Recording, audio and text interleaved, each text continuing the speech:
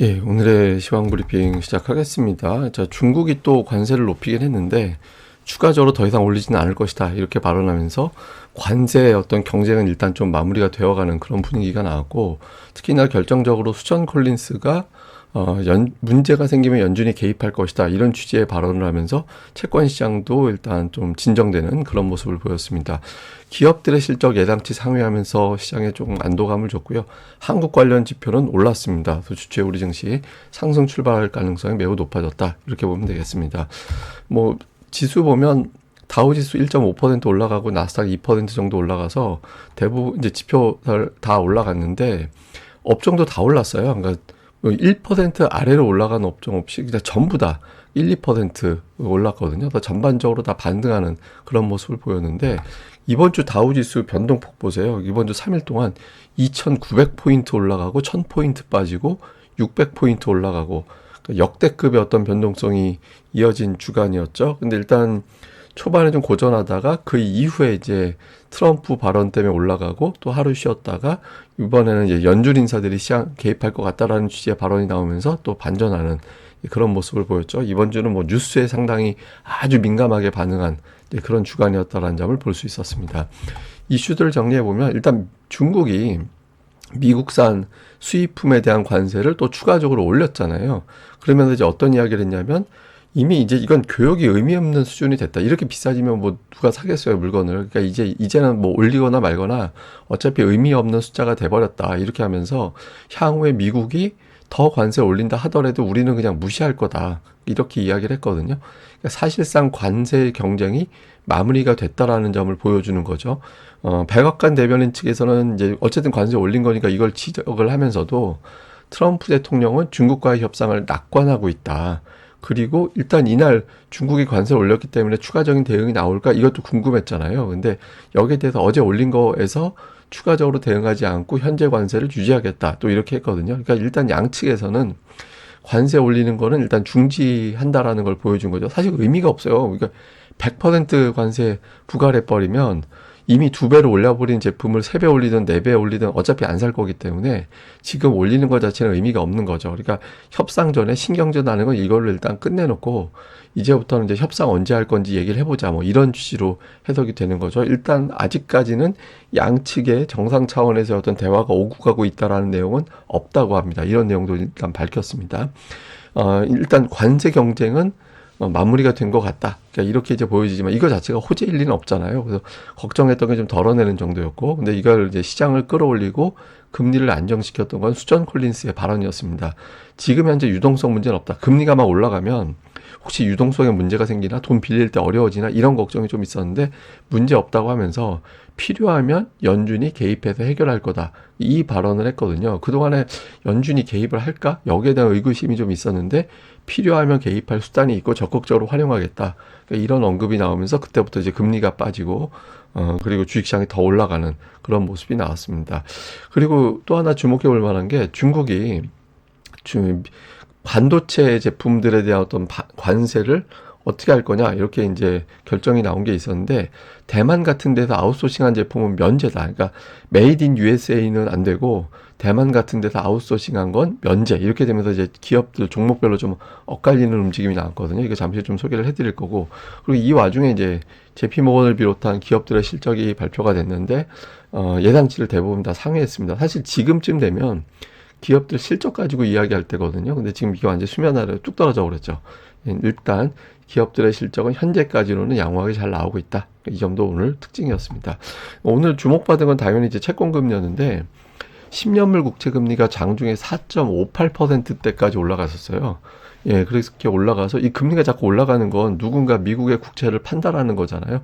국채 팔아서 자꾸 자금을 빼가고 있다라는 걸 보여주는 거죠. 근데 이렇게 금리 올라가다가 이제 꺾인 건 수전 콜린스가 금융시장 유동성 현재 정상적으로 작동하고 있다. 그러니까 금리가 올라가고 있다라는 건 돈이 마르고 있다라고 해석을 할 수 있거든요. 한편으로는 뭐 금리 올라간다가 무조건 돈이 마르는 건 아닌데 최근에 자꾸 미국에서 자금을 회수하고 있다라는 거잖아요. 최근 금리 올라가는 거는. 근데 아직까지는 뭐 유동성 문제는 없다라고 얘기하면서 근데 만약에 필요하다라면 연준이 개입해서 해결할 거다. 근데 이 해결한다라는 수위를 굉장히 적극적으로 표현했어요. 무조건적. 절대적 이런 표현을 하면서 상당히 적극적으로 개입할 수 있다라는 취지의 이야기를 했거든요. 그래서 이 발언이 나오면서 한때 금리 올라가면 연준이 막 국채 사주면서 금리 떨어뜨릴 수 있는 능력이 있잖아요. 근데 개입을 자꾸 안 한다고 하니까 좀 불안했었는데 개입할 수 있다라는 취지의 이야기가 나오다 보니까 이제 금리가 떨어졌고 금리 떨어지면서 이제 주식시장이 더 반전하는 그런 움직임이 나오게 된 거죠. 근데 또 하나 이제 주목해 볼 만한 게 뭐냐면 이제 비앙카가 분석하기에 최근 매도 세력은 유럽 쪽인 것 같다. 그러면서 이제 벨기에하고 룩셈부르크에서 이제 매도가 좀 나오는데, 근데 이게 두 나라 경제 규모에 비해서 미국의 국채를 너무 많이 보유하고 있다라는 거예요. 그래서 여기서 이제 의심하는 건 이 배경에는 중국의 어떤 현지 법인이 있는 것 같다. 그러니까 중국 자금이 두 나라에 어떤 들어가서 두 나라의 어떤 그 국채를, 그러니까 그 나라 명의로 이제 국채를 사고, 그 다음에 팔고 이렇게 한 거 아니냐. 그래서 최근에 어떤 유럽 자금이 미국 국채 파는 것 같은데 그 배경에는 중국이 있는 걸로 보여진다. 뭐 이런 식의 어떤 분석이 나오기도 했습니다. 근데 그리고 이제 또 배너권에서는 최근에 이제 셀 아메리카 현상이 나오고 있죠. 주식 팔고, 달러 팔고, 채권 팔고 이렇게 셀 아메리카 현상이 좀 나타나고 있는데 트럼프도 이걸 좀 의식하는 것 같다. 그래서 최근에 트럼프의 발언이 계속 톤다운되고 제가 어저께 이제 마감 방송할 때 트럼프가 트럼프 미디어 주식을 매수할 때 뭐 이렇게 이야기했다고 하면서 트럼프가 방향을 바꾼 건가? 이렇게 의심된다라고 말씀드렸잖아요. 그래서 어쨌든 트럼프가 이걸 좀 불안하게 느끼고 있는 상태이기 때문에 당분간 좀 톤 다운될 가능성, 그리고 강경 발언은 이전보다는 좀 횟수가 줄어들 가능성이 좀 더 높지 않나 이렇게 또 해석이 되는 것 같습니다. 그리고 지금까지 이제 관세 부과한 추이가 나오고 있는데 일단 이제 기본적으로는 10%, 예, 그 다음에 이제 중국에 대해서 이제 145% 이게 등등의 이제 관세 부과를 했잖아요. 근데 이제 현재까지 관세 부과해서 미국이 얻을 수 있는 금액이 한 1조 달러 정도 된다고 하거든요. 관세 수익으로. 근데 이게 미국 주식시장의 시가총액이 없어진 거 생각해 보면 저 1조 달러에 몇 배가 되는 돈을 날린 거잖아요. 그래서 일본에서 이제 어떤 표현이 나오냐면 미국 정부의 재정을 위해서 기업들의 어떤 이익이 국유화돼 버렸다. 개인과 기업의 이익이 국유화된 것과 마찬가지가 돼 버렸다. 그러니까 뭐 관세 벌어준답시고 개인들의 돈이 다 없어져 버린 게 돼 버렸잖아요. 그래서 그런 어떤 푸념도 상당히 좀 많이 나왔고 이런 것들이 이제 좀 트럼프를 움직이게 한 이유가 아닌가 이렇게 또 해석이 되는 것 같습니다. 그러니까 지표들도 봐야죠. 오늘 미국의 생산자 물가 지수, 우리가 이제 도매 물가라고 얘기하는데 생산자 물가 지수는 쉽게 얘기해서 마트에 제품을 공급하는 공급 단가, 그리고 거기에 라벨 붙이는 건 소비자 물가 지수. 제가 이제 그런 표현을 드렸죠. 근데 어쨌든 수치 나온 게 헤드라인은 이제 2.7, 예상치하고 되게 차이가 났어요. 예, 근원도 그렇고 숫자가 예상치하고 큰 차이가 나서 나왔고 방향도 밑으로 내려가는 그런 결과가 나왔는데 이거는 식품 가격하고 이제 에너지 가격이 많이 빠져가지고 그런 결과가 나온 거라고 보여집니다. 그래서 어쨌든 물가가 좀 상당히 진정이 된 것도. 근데 이제 이거는 뭐 해석을 분분하게 해요. 근데 뭐, 경기 둔화됐다라는 신호다 이렇게 해석하는 측면도 좀 있고, 아니다. 그러니까 뭐 식품 가격 떨어진 거니까 이거는 진짜 물가가 진정된 거일 수도 있다. 이런 주장도 있긴 하거든요. 근데 어쨌든 이거는 이제 크게 지수에 영향을 주진 않았고, 이날 시장을 좀 긴장시켰던 거는 미시건대 소비자 신뢰 지수. 이거는 이제 미시건대에서 소비자들한테 설문을 돌립니다. 설문 돌려가지고 답변을 해서 전달보다 긍정적인 답변이 줄었는데 그러면 이제 낮추는 거고, 긍정적인 답변이 늘었는데 라고 하면은 이제 숫자가 올라가고 이렇게 되는데 50.8이 나왔어요. 예, 이게 떨어진 거 보세요. 그러니까 어쨌든 뭐 숫자가 중요한 게 아니라 각도 자체가 트럼프가 이제 임기를 시작하면서부터 가파르게 떨어지는, 그러니까 소비자들이 생각하는 경제 상황이 굉장히 안 좋다라고 느껴지는 거잖아요. 그리고 주목해 봐야 되는 게 기대 인플레이션. 이거는 기대라는 숫자가 정확한 게 아니라 예상치라고 번역하는 게 맞을 겁니다. 근데 어쨌든 예상 인플레이션을 보면 1년 동안 물가가 얼마나 올라갈 것 같아? 라고 물어봤더니 무려 6.7%. 1981년 11월 이후에 최고치입니다. 예, 이게 뭐 거의 81년이면 제가 저 때는 이제 국민학교라고 할 텐데 하여튼 그때 저 국민학교 다닐 때 이후 최고 숫자라는 얘기거든요. 그리고 5년 인플레이션은 1991년 6월 이후 최고치. 이것도 뭐 어마어마한 숫자가 나오고 있는 거죠. 그래서 이게 막 물가가 트럼프가 집권하고 나서 물가는 급등할 것 같고 경제는 나빠질 것 같고 이렇게 답변을 하고 있는 거예요. 그러다 보니까 이거는 자세히 제가 이제 주간 증시 전망대 시간에 말씀을 드릴 건데 이 데이터는 쉽게 얘기해서 이겁니다. 그러니까 그냥 뭐 경제가 좋은 걸로 코멘트 할 거예요. 그러니까 뭐 긍정적인 댓글 달 거예요, 부정적인 댓글 달 거예요, 뭐 이렇게 이제 물어보는 거라고 생각해도 쉬울 것 같은데, 어쨌든 이게 부정적으로 답변한 게 60이 나왔어요. 예, 근데 이게 이제 숫자가 사상 최고. 이 데이터가 집계된 이후에 최대치입니다. 그러니까 만약에 이제 트럼프가 어떤 경제 정책 관련된 걸 딱 공개가 나오면 댓글은 나는 나쁜 댓글 달 거야. 이게 한 60% 된다고 생각하면 되는 거거든요. 이 숫자를 해석을 하면.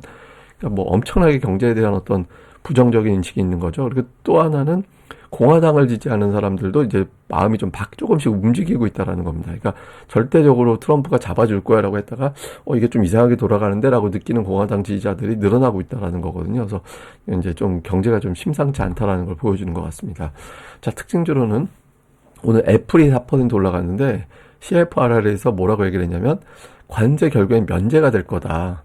그러니까 면제될 가능성이 높다라고 이제 그러니까 뭐 그렇다고 단정하는 건 아니고 한 50% 정도로 높아졌다. 왜냐하면 이 관세에서는 애플 제품 판매하기 어렵게 될 거고 결과적으로는 삼성만 좋은 일 생기는 거다. 그래서 이제 결국엔 트럼프 정부에서 애플을 아이폰에 대해서는 관세 면제시켜주지 않을까 뭐 이런 분석이 나온 게 올렸던 계기가 된 것 같고요. 테슬라가 오늘 주가가 오르지 못했잖아요. 그러니까 중국에서 일부 제품에 대한 판매가 중단됐다고 그게 이제 가격을 써붙여야 되는데 지금 팔 수가 없잖아요. 이렇게 되면 관세 때문에 그런 걸로 일단 추정이 된다라는 거고 엔비디아 주가가 올랐거든요.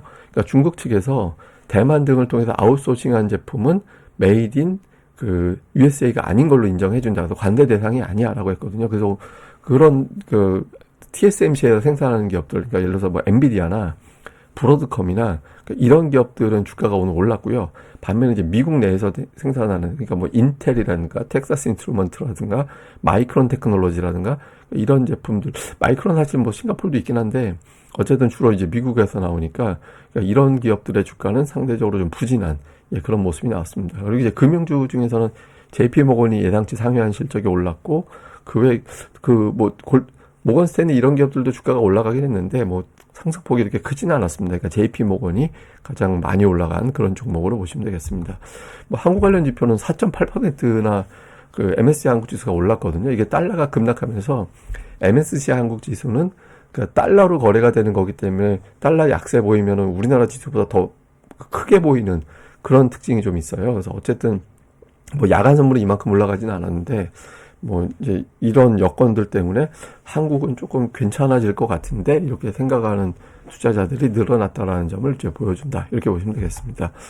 이거죠. 그래서 요약을 좀 해보면 일단 미중 간에 관세 신경전은 일단 마무리된 것 같아요. 근데 이제 아직 협상에 대한 신경전은 남아있는 것 같거든요. 그래서 조금 서로 네가 좀 먼저 전화해 뭐 이런 식의 어떤 거를 보여주고 있는데 시진핑이 그렇게 자존심이 강하대요. 그러니까 시진핑은 그러니까 미국 못지않은 어떤 강국, 그러니까 이렇게 만들고 싶다 또는 이렇게 되어 있다 이런 인식이 강해서 좀 굽히는 거를 좀 싫어하겠죠. 그래서 어쨌든 밑에서 물 밑에서 이제 협상을 하는 게 되게 중요한데 아직까지 공식적으로 정상 간의 어떤 소통 관련된 대화가 오고 가는 건 없다고 하거든요. 이게 이제 돌아오는 주에 이제 이런 어떤 변수가 좀 생기는지. 그다음에 이제 국채 금리와 달러 매도세 자체는 아직까지는 좀 진행 중인 걸로 보여지거든요. 그래서 금리에 대한 불안함이 특히 높아서 금리가 올라가면 신용경색이 터질 수 있어요. 그러니까 신용경색이라는 거 뭐냐면 돈이 필요한데 돈을 조달을 못하는 그러니까 이게 나 돈 못 빌려주겠어 이제부터는. 그러니까 은행들이 그렇게 나서기 시작하면 골치 아파지는 거거든요. 그러니까 금리가 올라가는 것도 무섭지만 너무 올라가면 신용경색이 발생하면 그거는 굉장히 경기 침체가 아니라 뭐 하여튼 금융위기가 올 수도 있는 겁니다. 그래서 시장에서 그걸 좀 걱정하고 있는 상태고요. 그다음에 앞서 말씀드렸던 저게 이제 어떤 남 좋은 일을 과연 시킬 거냐 미국에서 그렇지는 않을 것 같다 이런 분석이 나오고 있고 이런 가운데 한국 관련 지표들이 올라가고 있는데 이제 이게 저는 아직은 아닌데 나중에 이제 그거는 좀 주목해봐야 될 것 같아요. 그러니까 올해 1분기 때 특징이 그 중국하고 독일이 강했거든요. 그러니까 두 나라가 경기 부양하는 나라였잖아요. 그래서 경기 부양하는 나라 쪽에 자금이 좀 들어가는 특성이 있었습니다. 근데 이제 우리나라가 이제 경기 부양을 하는 나라로 분류가 될 거잖아요. 향후에. 그래서 우리나라에 대한 외국인들 시각이 좀 바뀌어야 되는데 아직까지는 외국인들이 달랑 하루 좀 매수하고 다시 매도하고 있어서 아직까지는 변화는 없는 것 같습니다. 자, 그리고 이거는 뭐냐면 외국인들이 보유하고 있는 미국의 자산입니다. 숫자로 보면 주식 18.5조 달러, 그다음에 국채 7.2조 달러 정도 보유하고 있거든요. 그 비중으로 치면 주식은 한 20%, 국채는 한 30% 정도 돼요. 근데 저게 이제 그 만약에 이탈을 하면 영향을 줄 수밖에 없거든요. 그러니까 물론 저게 이제 연준이 개입을 하고 뭐 해서 이제 유동성 풀고 하면은 커버가 될 수는 있겠지만 뭐 또 외국인들이 미국의 국채라든가 주식을 다 팔 리는 없죠. 왜냐면 이제 특히 미국의 국채를 팔면은 오히려 자기 손해가 될 수도 있기 때문에 뭐 싹 다 팔아서 고점에서 다 판다. 뭐 이런 식 국채 가격 기준으로 고점에서 다 판다. 이런 기술적인 놀라운 힘이 있는 게 아니라면 자기의 자산이 이제 줄어드는 예, 그런 효과도 좀 있거든요. 그러니까 이게 뭐 약간 자해하는 그런 측면도 있어요. 잘못하면. 그래서 그렇게 되진 않겠지만 어쨌든 미국 입장에서도 봐도 지금 돌아가는 게 심상치 않다. 그러니까 외국인들이 보유하고 있는 게 워낙 많아서 좀 트럼프 입장에서는 좀 속도 조절을 하거나 아니면 이제 1라운드 끝내고 이제 2라운드, 1라운드는 주로 싸움이었다면 2라운드는 이제 달래는 쪽으로 또는 이제 합의하는 쪽으로 좀 넘어갈 가능성이 있는 거 아닌가. 이렇게도 해석이 되는 것 같습니다. 뭐 이런 내용들은 제가 또 증시 전망대 시간에 또 내용을 정리해 드리겠습니다. 예, 또 주말 잘 보내시고요. 비 오는 날은 싱인 더 레인 노래 듣는 게 제일 좋더라고요. 유튜브에서 이제 사랑은 비를 타고에 나오는 싱인 더 레인이라는 노래 한 번씩 들어보시면 또 마음이 또 차분해지실 겁니다. 예, 저는 또 다음에 뵙겠습니다. 감사합니다. 이 방송 구독하기, 좋아요 꼭 부탁드립니다. 감사합니다.